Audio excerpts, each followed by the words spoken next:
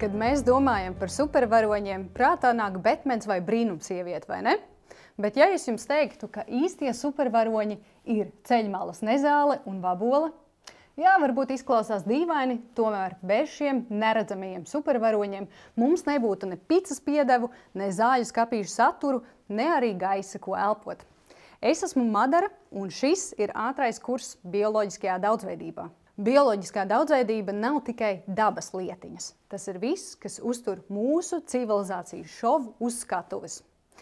Šajās 20 minūtēs es tev pastāstīšu šo neredzamo stāstu, un tajā būs gan ēdiens, gan šausmene, gan drāma, gan zeķubikses, gan arī cerība.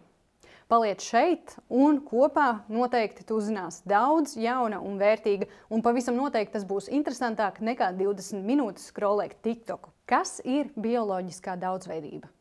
Īsi sakot, tā ir dzīvības mainība uz Zemes.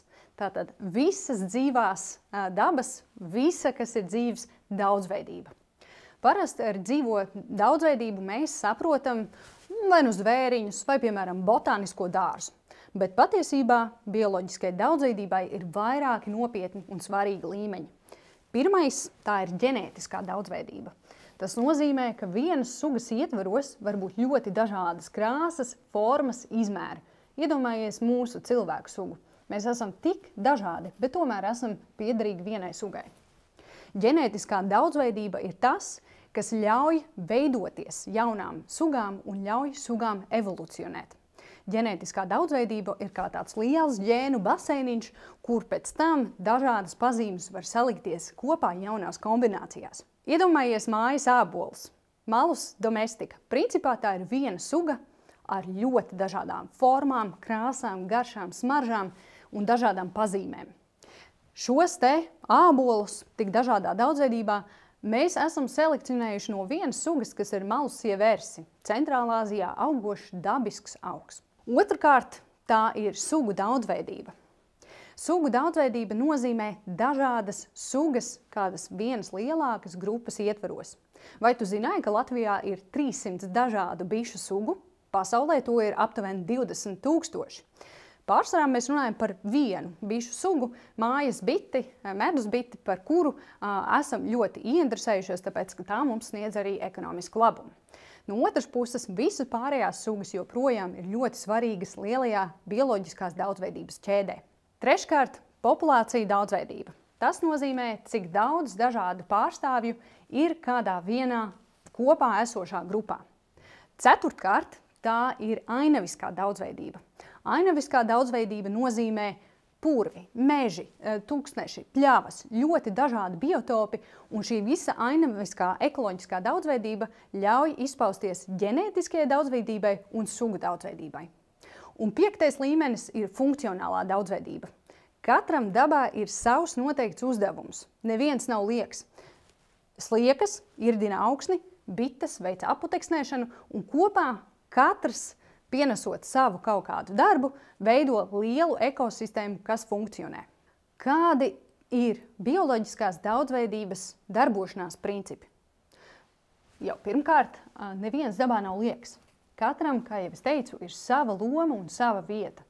Tas ir ļoti svarīgi apzināties, ka patiesībā visi esam līdzatkarīgi. Tālāk līdzsvars, ja kaut kur ir liels iztrūkums, parasti dabiskās sistēmās šo te iztrūkumu kompensē citi procesi. Tas nozīmē, ka vienā brīdī var rasties ļoti ātras, straujas pārmaiņas. Treškārt, tā ir kopējā izturība. Bioloģiskā daudzveidība, kas ir tiešām daudzveidīga, nozīmē arī lielāku izturību pret dažādiem triecieniem, piemēram, klimata pārmaiņām, dažādām katastrofām vai kādas pēkšņas sugas iztrūkumu. Vienā veselīgā augsnes teikarotē ir vairāk dzīvu organismu nekā visu cilvēku uz mūsu planētas. Iedomājies, vienā teikarotē ir ļoti daudz dzīvības.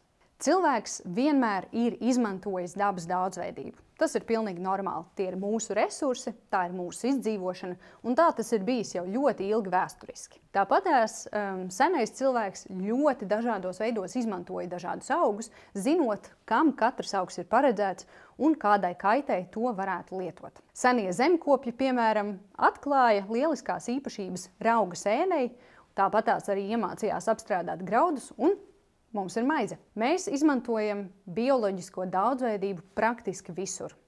Pārtikā tā ir pārtikas dažādība.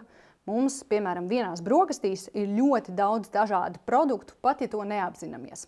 Tāpat tā ir pārtikas drošība. Nepaļaujoties tikai uz vienu kultūru, kas pārsniedz lielas platības, mēs saglabājam to, ka mūsu pārtika pēkšņi neizzudīs. Otrkārt, piemēram, tie ir dažādi materiāli, sākot no celtniecības, kur ir sveķi, koksne, dažādi izejmateriāli, māls. Tāpat arī tekstilā lietojam dažādus dabas materiālus – vilnu, kokvilnu, kaņepes, bambusu, arī koksni. Dažādos veidos šos materiālus apstrādājot un no dabas iegūstot arī krāsvielas. Farmācijā, piemēram, vairāk nekā 50% no dažādām zālēm un izejvielām ir no dabas. Aspirīns no vītola mizas. Interesants piemērs – iedomājies šokolādi. Lai aputeksnētu kakao augu, ir nepieciešams noteiktas mušiņas, kas veic aputi. Šīs mušiņas lieliski veic savu darbu, bet tikai 10% no kakao augiem, to īpašā zieda formas dēļ, ir iespējams aputeksnēt. Tas nozīmē, tikai 10% no visiem kakao kokiem mēs varam iegūt kakao pupiņas, no kuru vēlāk taisīsim šokolādi. Šokolādes tirgus pasaulē ir tiešām liels. Iedomājies, cik liels spiediens attiecīgi ir uz vienu mazu mušiņu. Un vai tu jau šodien izmantoji bioloģisko daudzveidību? Protams, mēs to velkam, mēs to ēdam, mēs uz tās sēžam un zināmā mērā arī elpojam un lietojam ūdens attīrīšanā. Bioloģiskā daudzveidība ir arī biznesa pamats. Kosmētikā izejvielas, dažādas taukvielas, dažādas krāsvielas, eļļas un citas aktīvās sastāvdaļas ir ļoti svarīgas, neatkarīgi no tā, vai jūs no rīta liekat kādu eko-šmeko krēmu virsū vai pavisam parastākās ziepes, tur ir kaut kas iekšā no dabas. Lauksaimniecībā un ražošanā mums ir svarīgas veselīgas augsnes, no kurām pēc tam mēs iegūsim savus resursus. Lauksaimniecībā bioloģisko daudzveidību varam izmantot arī kā kaitēkļu apkarotāju, izmantojot jau dabiskos ienaidniekus, apkarojot kādus kaitēkļus, kas varbūt pārāk daudz savairojušies mūsu lauksaimniecības kultūrās. Šīs atļauj tērēt mazāk naudas uz pesticīdiem un saglabāt arī savu veselību. Tekstila ražošanā joprojām tiek meklētas jaunas šķiedras, piemēram, veidojot mākslīgu zirnekļu zīdu, kas būtu ļoti, ļoti izturīgs materiāls, bet neizmantojot bioloģisko daudzveidību tādā veidā, ka tas tai kaitētu. Mēģinam rast veidus, kā ar dabas materiāliem, piemēram, sēņu micēlī, veidot jaunus materiālus, dažādus paneļus, audumus un tam līdzīgi. Tomēr mēs esam kļuvuši rijīgi. Šobrīd mēs dabas resursus izmantojam tā, it kā mums būtu vairākas pieejamas planētas. Mums ir tikai viena, un tā ir diezgan slēgta fiziska sistēma. Tas, ko ir svarīgi saprast, bieži vien mēs paļaujamies, ka dažādas tehnoloģijas vai inovācijas šo sistēmu kaut kā mainīs, ka mēs varēsim turpināt patērēt tik daudz, cik patērējam šobrīd. Bet neviena tehnoloģija nespēja aizvietot dabas procesus un dabas resursus. Bioloģiskās daudzveidības zudumu nevienmēr ir viegli saprast. Ikdienā mēs to vienkārši neizjūtam. Jāņos mūs joprojām traucē odi, Rīgas terasēs zvirbuļi joprojām ēd friškas, tāpatās kaut kādi koki parkā atrodas. Tomēr bioloģiskās daudzveidības zudums ir milzīgs, un to ir ļoti svarīgi vismaz mēģināt iedomāties. Piemēram, savvaļas zīdītāji no visiem zīdītājiem uz planētas aizņem tikai 4% no masas. Pārējie 96% ir cilvēki un mūsu mājdzīvnieki. Pasaules dabas fonda WWF ziņojums, ko sauc Living Planet Report vai dzīvās planētas ziņojums, 24. gadā vēsta. Pasaulē populācija lielumi ir sakritušies par 73%. Tātad bioloģiskā daudzveidība ļoti strauji izzūd. Tāpatās par kukaiņiem, kas ir viena no visdaudzveidīgākajām organismu grupām, ļoti, ļoti dažādas sugas tajā ietilpst, un tie ir mums ļoti arī nozīmīgi. Skatāmies, ka pēdējos 150 gados 10% no visām sugām ir izzudusi. Šeit daži zinātnieki jau runā par to, ka pilnīgi noteikti mēs varam nosaukt šo bioloģiskās daudzveidības zudumu kā 6. sugu izmiršanu uz šīs planētas. Iepriekšējie ir notikuši dažādu katastrofu dēļ, dažādus ģeoloģisku pārmaiņu dēļ, bet šo zinātnieki sauc par antropocēnu, jo pamatā sugu izzušana notiek tieši mūsu cilvēka dažādu saimniecisko darbību rezultātā. Šis viss vienā brīdī atnāk atpakaļ pie mums. Bioloģiskā daudzveidība ir kā noslēgts tīkls. Parasti mācību grāmatās redzam lineāru attēlojumu, kur vienā pusītē ir zāle un otrā pusītē ir lielais plēsējs. Šīs attēls rada maldinošu priekšstatu, ka tas pēdējais kaut kādā veidā ir stiprākais vai uzvarētājs. Patiesībā šādas lineāras struktūras dabā praktiski neeksistē. Tas, kas eksistē, ir ļoti sarežģīts dažādu organismu savstarpējo miedarbību tīkls. Vienkārši sakot, bioloģiskā daudzveidība ir tā kā zeķubikses.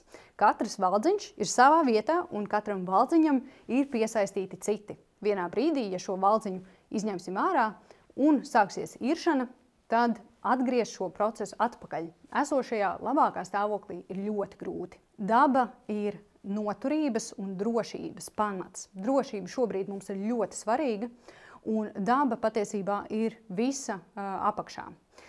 Aptuveni 55% no pasaules iekšzemes koprodukta ir balstīti dabā. Reizēm mēdz teikt, ka ir nepieciešams līdzsvars starp dabu, dabas aizsardzību un ekonomiskajām interesēm. Neskatoties to, ka ekonomiskās intereses jau diezgan ilgi ir bijušas pārsvarā, šajā apgalvojumā ir vēl viena nepilnība. Tā rada priekšstatu, ka daba un ekonomiskās intereses kaut kādā veidā ir divi nesaistīti procesi. Patiesībā daba ir ekonomikas pamats. Ļoti svarīgi ir to apzināties, jo tajā brīdī, kad izņemam šo pamatu ārā, tad patiesībā nav jēgas runāt arī par ekonomiku.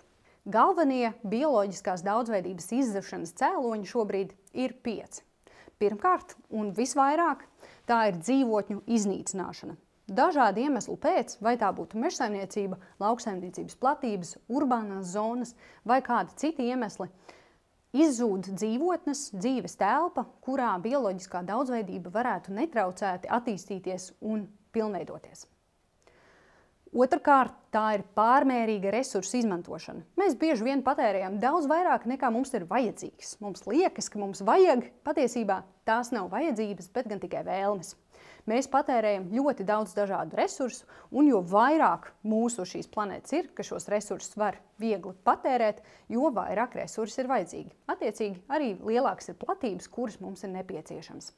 Šī intensīvā izmantošana, piemēram, atspoguļojas pārzvejā. Šobrīd pasaules okeānos zivju skaits ir ļoti samazinājies, bet pasaulē ir ļoti daudz kultūras, kas tieši ir atkarīgas no okeāna kultūrām, no jūras veltēm, no dažādiem jūras produktiem, un tā ir viņa vienīgā iztika. Treškārt, tās ir invazīvas sugas. Arī Latvijā ar invazīvām sugām strādājam, un invazīvas sugas izpaužās tā, ka kaut kādā veidā atceļo vai tiek atvestas uz jaunu vietu. Jaunajā vietā tām nav dabisko konkurentu, un tās var augt, vairoties un pārņemt to dzīves telpu, kas sākotnēji ir bijusi dažādiem vietējiem organismiem.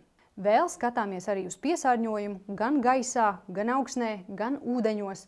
Piesārņojums arī nāk ļoti dažādos veidos, vai tā būtu, piemēram, mikroplastmasa vai mūžīgās ķemikālijas vai dažādi pesticīdi. Šeit jāskatās, kas katrā vietā ir svarīgākais, bet ir skaidrs, ka piesārņojums un pētījumi parāda dažādos veidos un vairākās paaudzēs ietekmē dzīvos organismus un arī mūs. Un visbeidzot, protams, arī klimata pārmaiņas. Klimata pārmaiņas te izpaužās divos dažādos veidos, vai nu tāpēc, ka sugas nevar pielāgoties tik ātri klimatisku apstākļu maiņai un vienkārši nevar veikt savu evolucionāro procesu, vai arī tāpēc, ka notiek dažādas klimata katastrofas. Latvijā ir brīnišķīgi meži, purvi, pļavas, mums ir ļoti skaista ainava. Mums ir jācenšas, lai mēs to varētu saglabāt. Latvijā izaicinājumi ir vairāki, bet paši svarīgākie nosaukšu dažus piemērus. Pirmkārt, mežu apsaimniekošana. Intensīvā ciršana apdraud bioloģisku vērtīgu mežu pastāvēšanu. Arī lauksaimniecības intensifikācija, kur ļoti daudz skatāmies uz monokultūrām, pie tam vēl apstrādātājiem, Un šādi lauki lēnām pārvēršas par bioloģiskās daudzveidības tūkstnešiem. Mums jāskatās, kādā veidā varētu šīs prakses mainīt. Tas nenozīmē, ka mēs nevaram lietot resursus. Tas vienkārši nozīmē, ka mums ir harmoniskāk jāmēģina sadalīt to telpu, ko dala dzīvā daba, kas mūs uztur, un cik daudz resursus mēs varam atļauties paņemt. Tāpatās arī mitrāju nosusināšana, mitrāji un mitrazemes purvi, kas ir ļoti vērtīga dzīves telpa dažādiem organismiem un bioloģiskajai daudzveidībai, un ir arī CO2 piesaistītājs. Klātam nāk nepietiekoši izlēmīga politiskā griba, kur dažādi svarīgi, varbūt ambiciozi, bet ļoti sabiedrībai ilgtermiņā nepieciešami lēmumi tiek pastumti nedaudz tālāk, cerībā, ka tie varbūt atrisināsies. Kopā ar nozaru lobismu, kas arī nevienmēr ir dabai vai sabiedrības ilgtermiņa interesēm palīdzošs. Sabiedrības informētība lēnām pieaug. Tomēr nevienmēr cilvēki ir gatavi iedziļināties un atšķetināt, kas tad patiešām ir bioloģiski vērtīgs un kāda vispār tam ir saikne ar mums pašiem. Latvijā ir dažādas īpaši aizsargājamas dabas teritorijas, un tām ir dažāds status. Latvijā ir jāvirzās uz to, lai 30% būtu aizsargājami no Latvijas platības un 10% būtu stingri aizsargājami, kā to nosaka arī Eiropas Savienība. Kāpēc mums tas ir svarīgi? Tā ir maza summa, maza teritorija relatīvi, ko maksājam vai ko ziedojam tam, lai varētu no dabas joprojām saņemt visus šos materiālus, ko iepriekš pieminēju. Latvijā ir nepieciešams arī vienkāršotāk un pretīmnākošāk skaidrot, kādas tad ir atšķirības šajās teritorijās, kas ir tas, ko drīkst, ko nedrīkst, un jāatbalsta tie īpašnieki, kuru teritorijās ir kādas īpašas dabas vērtības. Labās ziņas ir tās, ka dabas daudzveidību ir diezgan viegli atgūt. Dabas atjaunošanas iniciatīvas visur pasaulē un arī Latvijā rāda, ja dabai ļauj telpu, iespēju un laiku, patiesībā jau dažu gadu laikā ir iespējams atjaunot dabas daudzveidību. Tā pašatjaunojas. Tagad vairāk kā jebkad ir jāiesaistās par dabu atbalstošiem lēmumiem. Biznesā caur dabai pozitīvu ekonomiku, likumdošanā caur sabiedrībai ilgtermiņā pozitīvu un dabas tiesības aizstāvošu lēmumu pieņemšanu, un arī skatoties un ņemot vērā dabas vērtības un to pienesto ekonomisko vērtību.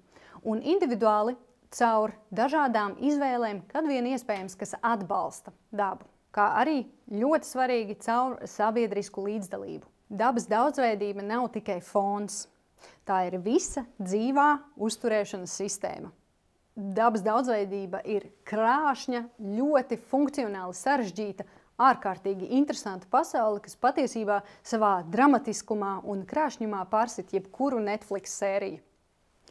Cilvēks šajā stāstā nav mūžīgais ļaundars. Patiesībā, ja skatāmies vēsturiski un arī tagad, daudzviet cilvēks ir gan uzlabojis dabas daudzveidību, gan to savā ziņā veidojis. Kultūrās un vietās, kur varam novērot cilvēka pozitīvo ietekmi uz dabas daudzveidību, cilvēki sevi parasti uztver kā nelielu daļu no liela dabas kopuma, no ļoti dažādiem elementiem. Šiem elementiem katram ir savas tiesības būt, un cilvēki tās respektē.